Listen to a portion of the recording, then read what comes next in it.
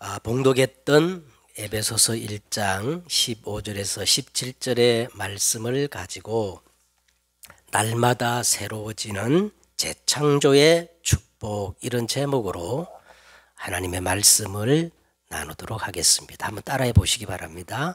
날마다 새로워지는 재창조의 축복. 창세기 6장에 보면 하나님을 부정하고 유물론적인 물질 만능의 이 네피림의 문화가 온 땅에 충만했습니다. 이 문화로 각인된 가인의 후손들이 땅 위에 번성하기 시작할 때에 그들에게서 다른 세대의 그 딸들이 태어나기 시작했어요. 창세기 3장 이 언약을 붙잡은 아벨의 후손들, 그 언약의 자손들, 하나님의 아들들이 이 언약이 희미해져 버린 겁니다.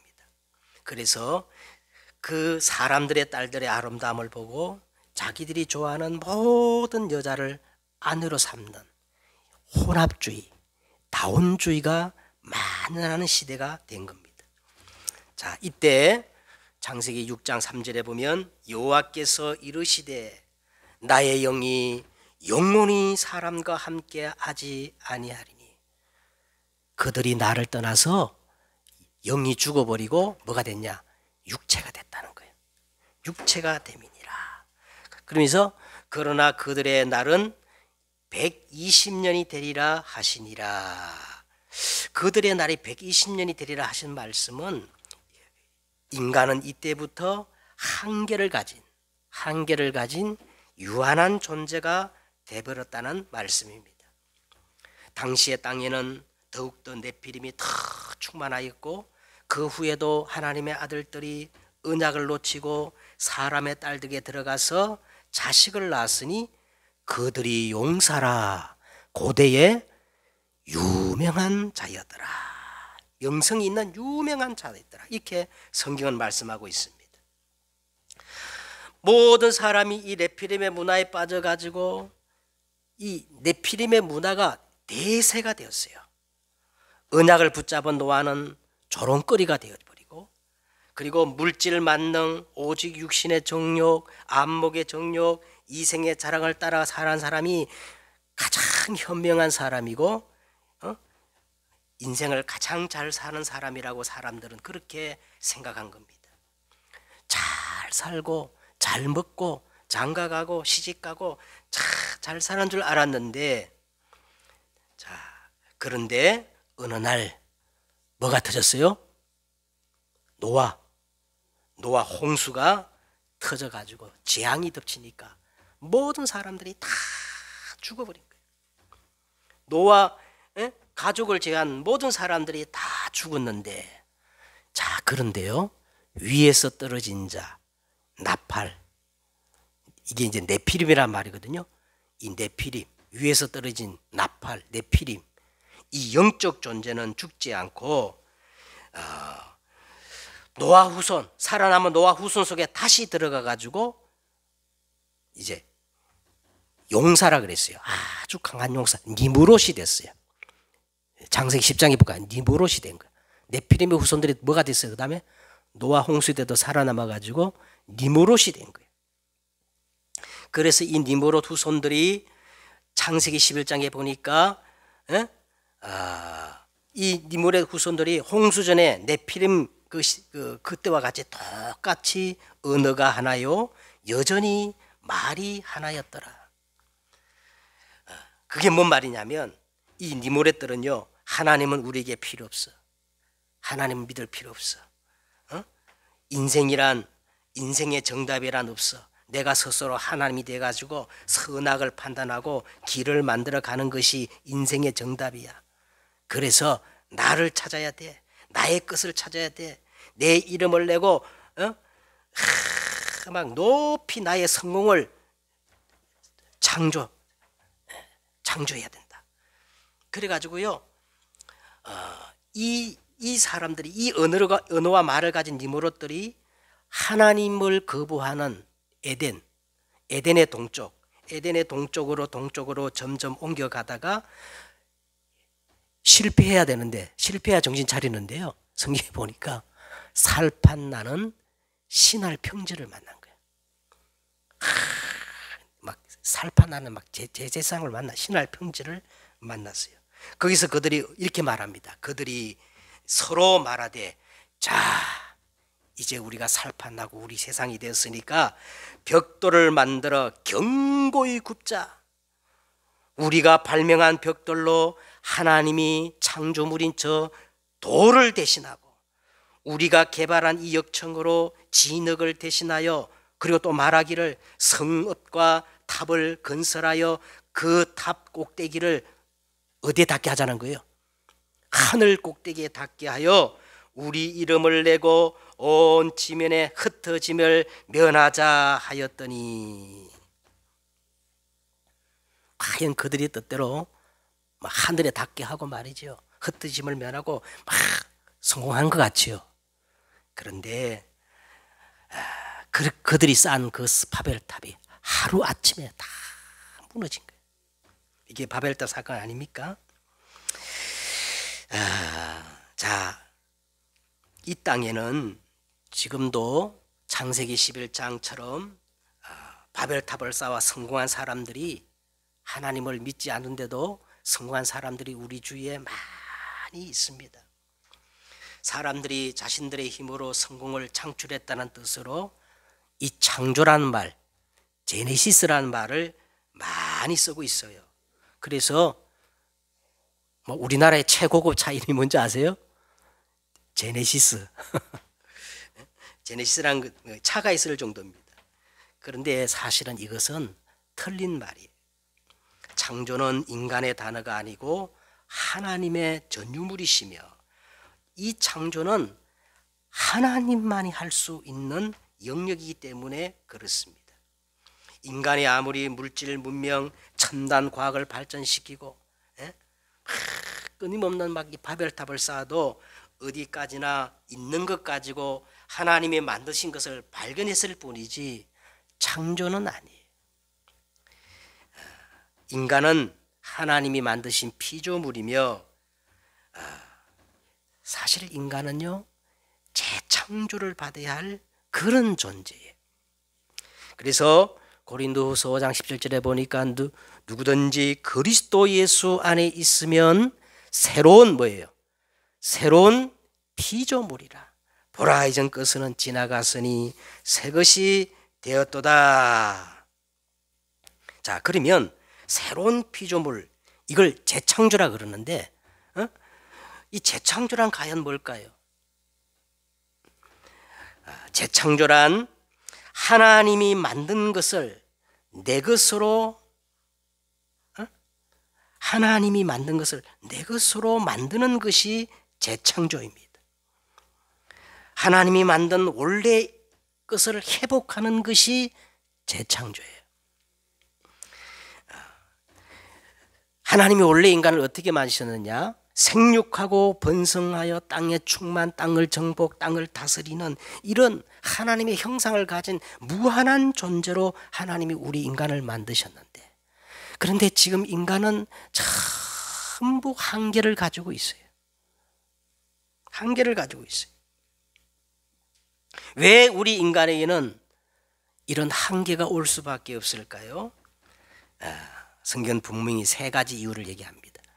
옛뱀, 마귀에게 속았기 때문에 그렇습니다. 이 옛뱀 마귀가 원래 인간 아담과 하와에게 던진 최고의 함정, 최고의 화두가 뭐냐면, 너 하나님 믿을 필요 없어. 네 스스로 하나님이 되라는 거예요. 너의 인권을 적극적으로 주장해.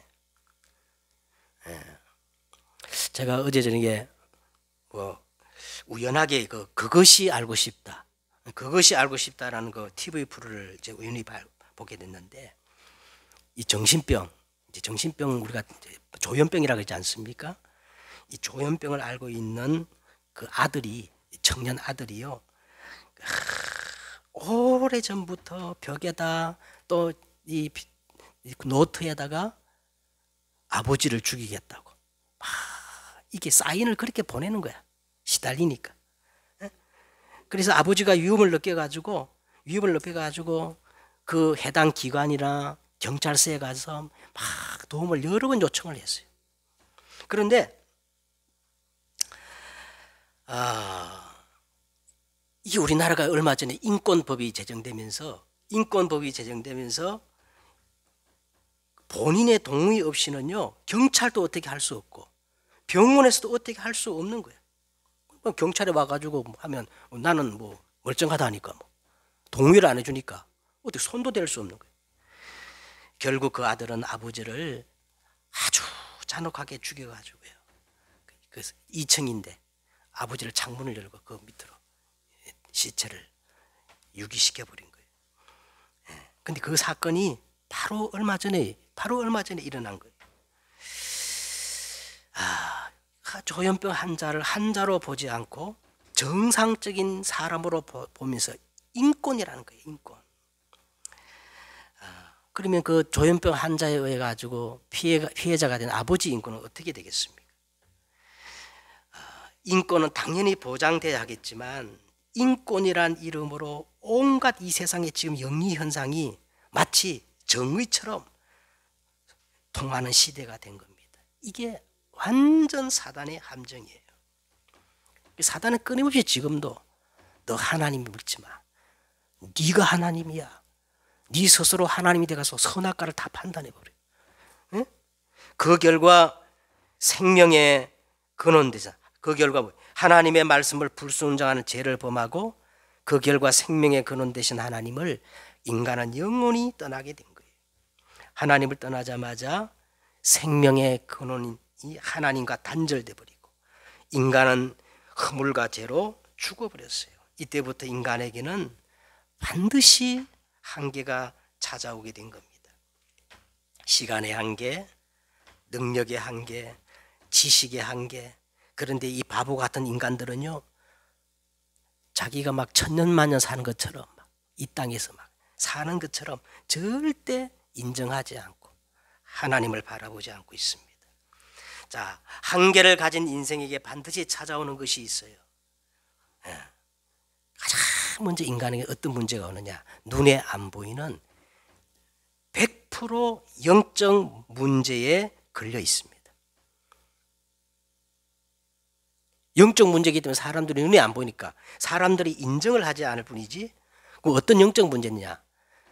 자기 의지와 관계없이 전부 운명의 노예가 돼 있어요. 그 운명을 쥐고 있는 자가 누굴까요? 사단이 사단.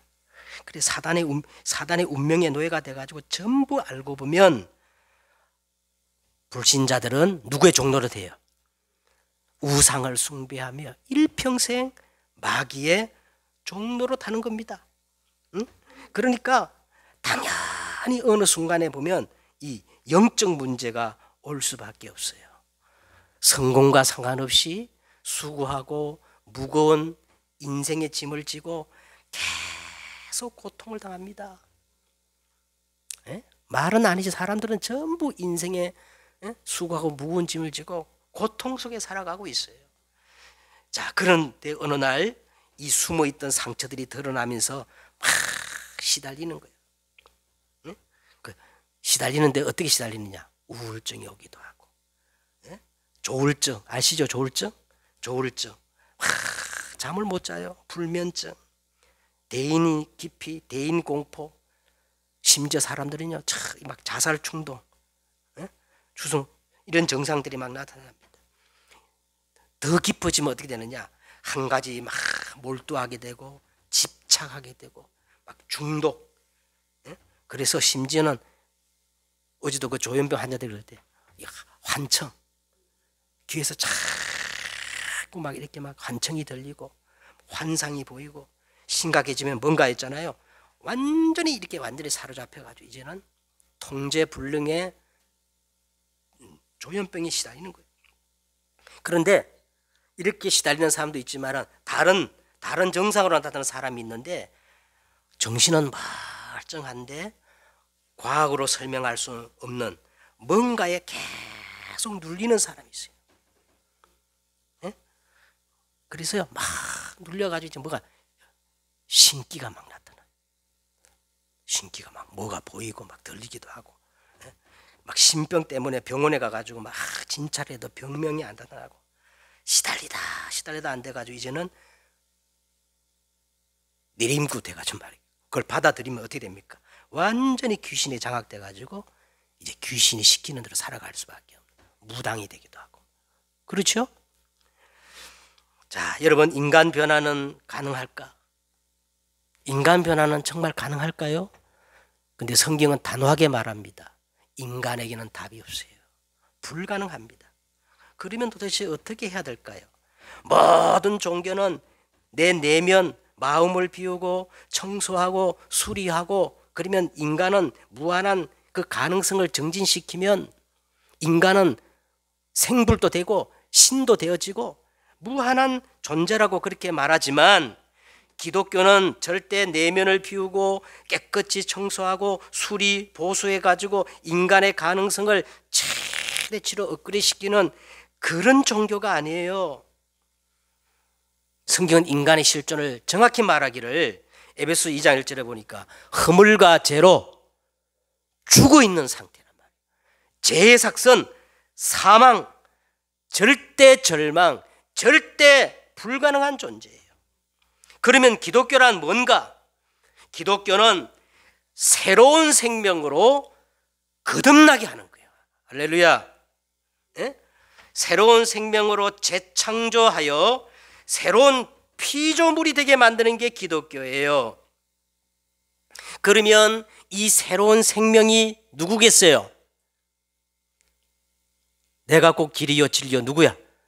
예수님만이 새로운 생명이에요. 예수님만이. 예? 예수님만이 새로운 생명인 것입니다. 예레미야 3장 22절에 예레미야가 이렇게 말씀하고 있습니다. 여호와의 인자와 긍휼이 무궁하심으로 우리가 진멸되지 아니함이니이다. 이것이 아침마다 새로우니 주의 성실하심이 크도소이다. 자, 그러면 우리가 어떻게 하면 날마다 이렇게 새로운 피조물, 재창조의 응답을 받을 수 있겠습니까? 아침마다 새롭고 새 창조의 축복, 새로운 피조물의 축복을 우리가 어떻게 하면 누릴 수가 있을까요? 여러분, 오늘 본문을 보면 세 가지 조건이 나옵니다. 오늘 우리가 이 세 가지 조건만 회복하면 우리는 날마다 새로운 피조물, 재창조의 축복을 누리는 거예요. 그 사람은 날마다 후패하나 속 사람은 날마다 새로운 피조물, 재창조의 축복을 누릴 수가 있는데, 오늘 그 첫 번째가 뭐냐 하면 15절이에요. 자, 이로 말미암아 주 예수 안에서 너희 믿음과 모든 성도를 향한 사랑을 나도 듣고 그랬어요. 한마디로 말하면 뭐냐면 복음이 아니에요. 복음화예요. 복음화. 생명 대신 그리스도로 완전히 내 영혼 육에 각인시키는 복음화입니다. 복음화. 에? 자, 오늘 본문을 15절 다시 보세요. 참복음 대신 누구 안에? 주 예수 안에 있는 믿음이 깊으면 깊어질수록 모든 성도를 향한 사랑이 바울에게 들릴 정도로, 소문이 날 정도로 넓어진다는 거예요. 다시 말하면요, 복음과 참 믿음과 사랑은 하나라는 겁니다. 복음은 참 믿음이고 참 믿음은 사랑이라는 거예요. 그래서 사랑하지 아니하는 자는 하나님을 알지 못하나니 하나님은 사랑이시니라. 하나님 뭐라고요? 하나님은 사랑이셔. 하나님이 세상을 이처럼 사랑하사 독생자를 주셨으니 이는 저를 믿는 자마다 멸망치 아니하고 영생을 얻게 하려 하심이니라. 우리가 아직 죄인 되었을 때 그리스도께서 우리를 위하여 십자가에 죽으심으로 하나님께서 우리에 대한 자기의 사랑을 어떻게 해요? 확정하셨느니라. 예? 자, 이 하나님의 사랑이 복음으로 나타났어요. 그리스도로 나타났어요. 예? 이 사랑을 실천하는 것이 뭐냐? 사랑을 실천하고 구체화시키는 것이 바로 전도입니다. 예? 전도예요. 그래서 복음하라는 것은 뭐냐? 복음은 예수 그리스도인데 복음하라는 것은 예수 그리스도를 단순히 아는 정도가 아니고 이 예수 그리스도를 내 영혼 육에 각인시키는 거예요. 각인. 하나님이 십계명을 어디다 새겼어요? 돌판에 각인시킨 거예요. 그런 것처럼 이 예수 그리스도를 내가 아는 정도가 아니고 내 영과 혼과 육 속에 각인을 시키는, 이걸 가리켜서 복음하라 그러는 겁니다. 복음화. 그러면 복음화가 되려면 어떻게 해야 할까요? 복음화가 되어지면 우리 안에 날마다 새로운 재창조의 역사가 일어나는데, 그러면 복음화가 되려면 어떻게 돼야 돼요? 왕도가 없어요. 단순무식하게 왕도가 없어요. 어떻게 하면 되니까? 여러분, 어린아이가, 생명 가진 어린아이가 엄마의 젖을 막 사모하잖아요. 엄마의 젖을 먹으면 애가 무럭무럭 어떻게 해요? 재창조의 역사가 일어나서 성장하지요. 마찬가지로 우리는 이 생명의 양식, 말씀을 계속 밥 먹듯이 들어야 돼요. 자, 그런데 성경에 나오는 말씀이라고 아무 말씀 들으면은 큰일 납니다. 성경에 나오는 말씀이라고 아무 말씀 들으면 큰일 나요. 왜냐하면요, 이 사단 마귀, 옛뱀 마귀가 아담과 하와를 유혹할 때 뭐를 가지고 가서 유혹했어요? 하나님 말씀에. 요 사단도 아담과 하와를 유혹할 때 말씀을 딱 피면서 유혹했다니. 그렇죠? 이 사단 마귀가 예수님을 시험하면서요, 뭐라고 딱 예수님을 시험했어요?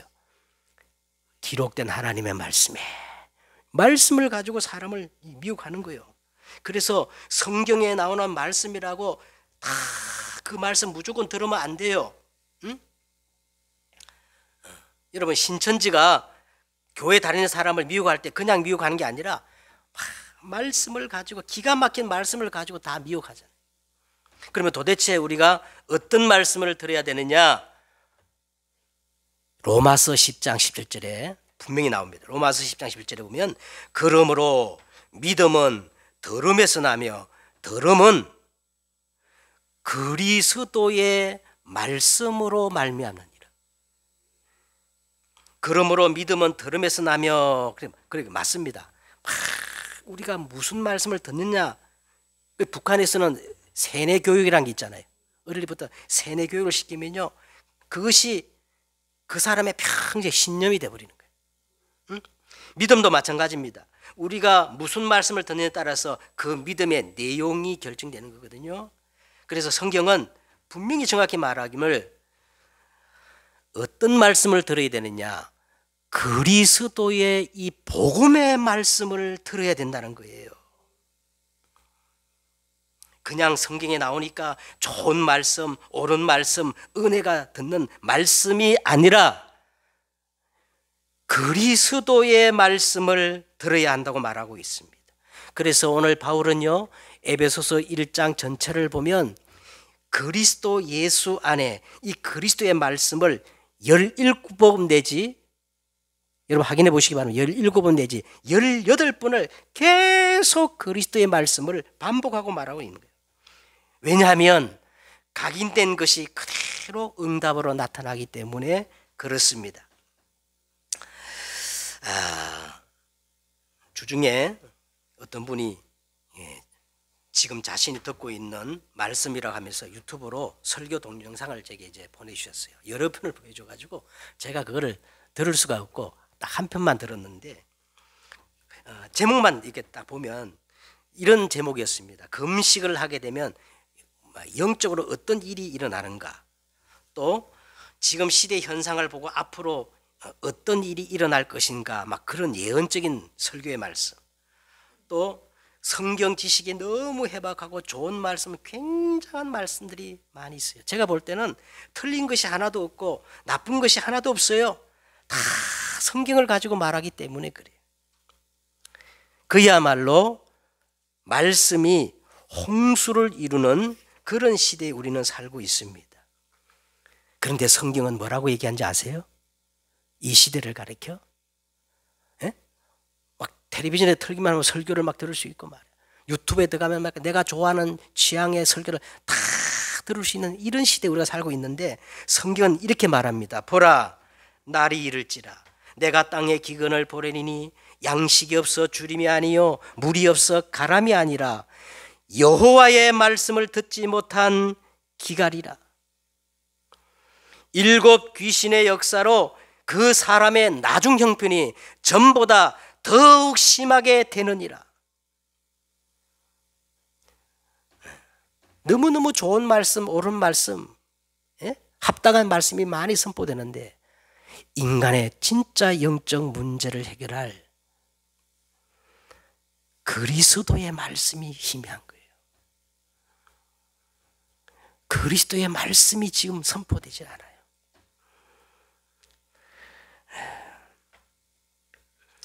그래서 교회는 열심히 다루는데 사단의 문제가 해결이 안 돼요. 재앙의 문제가 해결이 안 돼요. 지옥 배경의 문제가 절대 해결이 안 되는 겁니다. 그러나 우리가 이 그리스도의 말씀을 집중해서 듣다 보면 어느 순간에 그냥 믿음이 아니고 그리스도에 대한 믿음이 생깁니다. 그죠? 이 그리스도의 믿음이 생기면서 그때부터 비로소 참된 영접이 일어나는 거예요. 여러분, 그리스도에 대한 믿음이 없고 그냥 영접하는 거는요, 가짜 영접이에요. 그래서 흔히 이렇게 말합니다. 사람이 마음으로 믿어 의에 이르고 입으로 시인하여 구원에 이르느니라.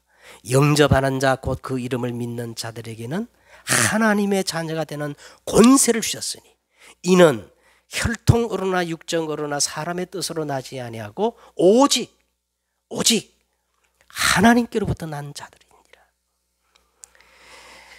그래서 저는 조금이나마 이 바울의 심장을 가지고 정말 문제 만난 사람들, 인생의 답을 찾는 사람들에게 이 그리스도의 말씀을 다 이렇게 전하면요, 참 안타까워는 다른 것들은 너무 이해 잘하는데 이 그리스도의 말씀만 이해를 못하는 거예요.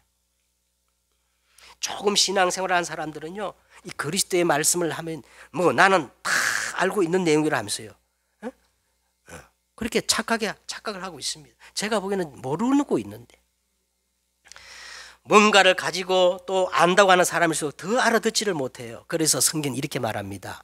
부자가 천국에 들어가기는 낙타가 바늘길로 들어가기보다도 더 어렵다고 이렇게 말한 거예요. 여러분, 정말로 그리스도를 깨닫는 날 사실은 모든 것들이 다 끝납니다. 내가 다 이루었다. 그리스도를 정말 알면요, 모든 게 다 끝나요. 응? 그리스도 모든 문제 해결자. 오늘 에베소 1장을 한번 보세요. 1장. 그리스도 예수 안에는 모든 지혜와 총명과 하나님의 모든 비밀이 다 들어있다고 말하고 있어요. 그래서 하나님의 모든 시간표는 9절에 보세요. 그의 기뻐하심을 따라 그리스도 안에서 때가 찬 경륜을 위하여 예정하셨으니 하나님의 모든 시간표는 그리스도 중심으로 흐르고 있습니다. 움직이고 있어요. 10절에 보세요. 하늘에 있는 것이나 땅에 있는 것이나 다 그리스도 안에서 통일되게 하셨느니라. 11절에 모든 일을 그의 뜻의 결정대로 일하시는 이의 계획을 따라 그리스도는 모든 믿는 자들의 뭐예요? 기업이 되셨다는 거예요. 기업 아시죠? 네? 이 그리스도는 생명이고 하늘에서 내려오는 생명의 떡이기 때문에 날마다 날마다 우리가 먹어도 질리지 않아요. 여러분, 밥을 먹을 때 질리는 사람 있어요? 생명의 양식이니까 그리스도를 날마다 먹어도 또 먹고 싶고 그 다음날 또 막 배고프고, 응? 그리스도를 들을 때마다 말이죠, 지겨운 게 아니라 막 힘이 나고, 응? 재창조 역사가 일어나는 겁니다. 자, 이 말씀이신 그리스도를 생명으로 영접하게 되면 사단의 문제, 재앙의 문제, 지옥의 문제에서 끝나버리는 거예요. 죄와 사망의 법에서 해방하였느니라. 끝납니다. 예? 그리고 나를 부인하고 인생의 참 주인으로 이 그리스도의 말씀에 순종하게 되면 어떤 일이 벌어지느냐. 요한복음 2장에 보면요, 물이 변하여 포도주가 되어 기적이 일어나는 거예요. 예? 그렇죠? 이 그리스도를 말이죠, 진짜 절대 주권으로 왕으로 인정하고 그 말씀에 이제는 복종하잖아요. 복종하게 되면 뭐가 임하느냐? 하나님의 나라가 임하는 거예요. 그리스도가 왕으로 통치하는 하나님의 나라가 임하면 어떻게 되는지 아세요? 귀신, 사단이 떠나갈 정도가 아니고 흑암이 무너지는 거예요. 음부의 권세가 무너지는 것입니다. 그래서 이제 완전 복음이 각인되면 어떻게 될까요? 고린도서 13장 5절에 보면 이렇게 됩니다. 복음은 오래 참고, 복음은 온유하며 시기하지 아니하며, 복음은 자랑하지 아니하며 교만하지 아니하며 물에 행치 아니하고 자기 유익을 구하지 아니하며, 성내지 아니하며 악한 것을 생각지 아니하며, 그렇죠? 불의를 기뻐하지 아니하고 진리와 함께 기뻐하며 모든 것을 참으며 모든 것을 믿으며 모든 것을 바라며 모든 것을 견디느니라. 여러분, 우리가 이 복음으로 각인되면 될수록요, 막 사랑이 나타나면서 모든 것들을 포용하게 돼요. 복음이 각인되면 될수록 넓은 마음이 되어지면서 모든 것들을 다 수용하고 포용하고 이해하고 초월하게 됩니다. 그리고요, 지적하는 게 아니고 막 정죄하는 게 아니고 사람을 살리는 거예요. 격려하는 거예요. 나는 너를 믿어. 너는 반드시 잘 될 거야.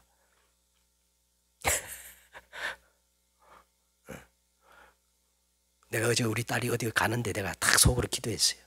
나는 너를 믿는다. 하나님이 너와 함께 하신다. 너는 잘 될 수밖에 없는 복의 근원이다. 그러니까 막 지적하는 게 사람 살리는 게 아니고 막 격려해줘야 돼. 격려, 칭찬해줘. 오늘 여러분 그렇게 하시길 바랍니다. 두 번째는 우리가 재창조의 역사를 이루기 위해서 어떻게 되느냐? 보좌화가 돼야 됩니다. 보좌가 아니고 보좌화가 돼야 돼요. 보좌화란 말은 기도로 내 영혼 육에, 아까는 각인이라 그랬죠. 이제는 뿌리를 내려야 돼요. 이 뿌리 내리는 것이 뭐냐? 기도예요. 기도. 우리가 기도하면 하늘 보좌에 상달되어서 보좌의 축복이 오거든요. 그래서 이 보좌화가 돼야 재창조의 역사가 일어나요. 그래서 16절에 보세요. 자, 16절에 바울이 이렇게 말합니다. 16절에 내가 기도할 때에 너희를 기억하며 너희로 말미암아 감사하기를 그치지 아니하고. 기도가 여러분 뭘까요? 기도는 하늘과 땅의 모든 권세를 가지신 보좌에 앉으신 예수님의 그 비밀을 누리는 게 기도예요. 어마어마하죠? 응? 예수님이 뭐라고 했어요? 나는 하늘과 땅의 모든 권세를 가지고 하나님 보좌 앞에 우편에서 만물을 통치하시는 그 예수 그리스도의 비밀을 누리는 것이 뭐예요? 기도입니다. 여러분, 기도하면요, 시 공간을 초월하는 하나님의 무한한 그 영적 세계가 열리면서요, 누가 동원되어져요? 주의 사자, 천군 천사가 동원되어져요. 이게 기도예요. 에? 어마어마하지 않습니까? 에? 그래서 지난주에 우리가 결론부로 좀 다뤘는데 기도에 아주 중요한 원리가 있어요. 여러분, 최고의 기도의 시작은 어디냐? 최고의 기도의 시작. 최고의 기도의 시작은 시편 100편 1절에 보면요. 감사함으로 그 궁정에 들어가며 그랬어요. 자, 오늘도 보세요. 바울이 감사의 기도를 먼저 하잖아요. 너희를 생각할 때마다 내가 뭐 하며? 감사하며. 그래서 여러분, 최고의 기도는 이 예배의 시간에 나와서 하나님께 감사하는 거예요. 이게 기도의 시작입니다. 최고의 기도의 시작은 예배 기도다. 예배 시간에 나와서 하나님께, 하나님, 아무것도 안 줘도 나는 예수님 그 십자가만 생각하면 감사할 수밖에 없어. 안 그래요? 나같이 벌레만 더 먹고 단 인간을 내가 뭐라고, 주님이 그 갈보리 십자가에 피를 흘려 나를 위해 죽으셨단 말입니까? 막 그것만 생각해도 막 감사할 수밖에. 이게 최고의 기도예요. 최고의 기도. 그 다음에 오늘 보니까 에베소서 전체 1장을 전체로 보면 뭐냐? 복음의 말씀의 흐름을 따라가는 언약 기도입니다. 나의 소원을 주시옵소서, 주시옵소서. 그게 아니고 예배 시간에 탁 선포된 하나님의 말씀을 탁 붙잡고 하나님 이 말씀이 내게 그대로 성취되게 해달라고 하는 언약 기도를 하셔야 돼요. 예? 언약 기도를 안 하면 전부 아무리 좋은 기도도 내 소원을 이루어 달라는 기도밖에 돼요. 두 번째는 언약 기도예요. 그 다음에 내 영혼 육 속에 뿌리 내리는 집중 기도예요. 우리 그 속사람 영과 혼 속에 이 뿌리가 내리면요, 집중해야 돼요. 집중. 집중하지 않으면 절대 이게 뿌리가 내리지질 않아요. 그래서 집중 기도 하셔야 됩니다.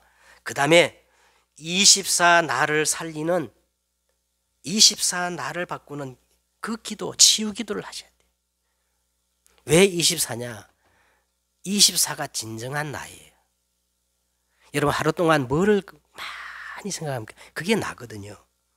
진짜는 24 하는 겁니다. 진짜 누구를 사랑하게 되면요, 안전하서나 당신 생각 24 자동으로 되어지는 거야. 안 그래요? 진짜 우리가 몸이 아프면요, 24 자동으로 되어지잖아요. 여러분 보세요. 진짜 낚시를 좋아하는 사람은요, 24 낚시 생각만 해요. 복음도 마찬가지예요. 내가 진짜 이 엄청난 복음을 깨달았다면 이 복음이 24 되는 게 그게 진짜요. 안 그래요? 24가 안 되는 사람은 진짜가 아닙니다. 그래서 꿈도 마찬가지예요. 진짜 꿈은 내가 24, 그게 진짜 꿈이에요. 그래서 24 나를 바꾸는 이 치유기도, 내 생각이 아닌 하나님의 말씀으로, 내 소원이 아니라 하나님의 뜻을 기도 제목으로, 나의 것이 아닌 하나님 것으로 바꾸는 24 나를 치유하는 이 기도를 우리가 회복하셔야 돼요. 그 다음에 미래를 정탐하고 미래를 현실로 끌어당기는 삶의 기도가 필요합니다. 이 5가지 기도 원리는 지난주에 말씀드렸는데 오늘 또 말씀드립니다. 그 다음에 세 번째는 시대 서밋화, 다시 말하면 성령을 구하는, 성령 충만한 이 체질이 되어야 돼요. 이걸 가르쳐서 시대 서밋화 그럽니다. 17절에 보세요.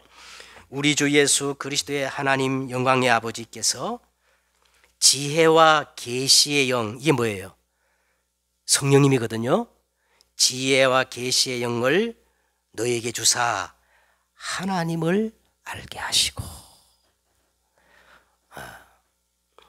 성령님의 은사를 구하기 이전에 성령 충만해가지고 막 나타나는 그런 증거를 구하기 전에 먼저 우리는 뭐를 구해야 됩니까? 성령 그분 자체를 구하는 기도를 하셔야 돼요. 이게 시대의 쓰임이다. 오직 성령이 너희에게 마시면 너희가 뭘 받고?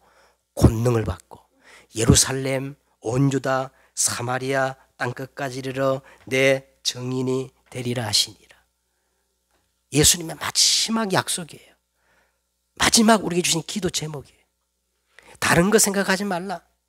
예루살렘을 떠나지 말고 아버지께서 약속하신 성령을 기다리라. 이 말을 들은 또 깨달지 못한 사람 또 질문합니다. 주께서 이스라엘을 회복하심이 이때니까. 그때 예수님 또 말씀하셨어요. 때와 기한은 아버지께 정하신 것이요. 너희는 오직 성령의 충만을 받기 위해서 기도해라.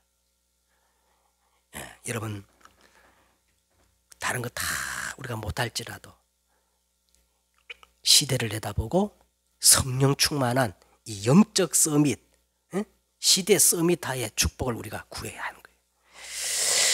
자, 이제 말씀을 맺도록 하겠습니다. 날마다 우리가 새로운 피조물, 재창조의 역사를 이루기 위해서는 반드시 세 가지 조건이 필요하다. 그게 뭐예요? 첫째는 복음이 아니라 복음화, 보좌가 아니라 보좌화, 그냥 서밋이 아니라 시대 서밋화, 성령 충만한 이 체질이 되어야 된다는 거예요. 자, 그러면 그는 어떤 응답이 오느냐? 오직의 응답이 옵니다. 오직의 응답. 오직이 뭐냐? 자동적으로 24, 주님이 내 안에 내가 주님 안에 거하는 이 오직의 응답이 와요. 그러면 다 보여요. 그 다음에 유일성의 응답이 옵니다.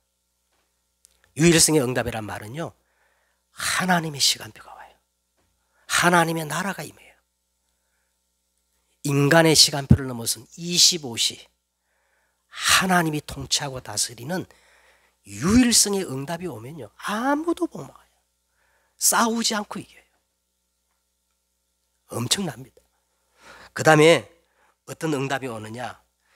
날마다 새로운 피조물, 재창조의 역사가 일어나면서 영혼으로 이어지는 겁니다. 할렐루야. 그래서 이번 한 주간 하나님 복음화가 되게 해달라고 기도하세요. 두 번째는 뭐예요? 하나님 보좌를 움직이는 보좌화. 그 다음에 시대를 이길 수 있는 시대 서밋화, 성령 충만, 완전 체질대로 승리하는 여러분 되시기를 주 예수 이름으로 축원드립니다. 기도하겠습니다. 하나님, 우리 인간은 한계를 가진 존재예요. 어느 순간에 재앙과 저주, 멸망이 올 수밖에 없는 그 시간표를 가진 존재입니다. 그래서 우리 인간은 새로운 피조물, 재창조가 필요합니다. 오늘 우리가 날마다 새로워지는 이 재창조의 축복을 회복하기 위해서 복음화가 되어지고 보좌화가 되어지고 영적 시대 서밋화가 될 수 있도록 이 축복이 내게 성취되게 하여 주옵소서. 주 예수 그리스도의 이름으로 기도드렸사옵나이다.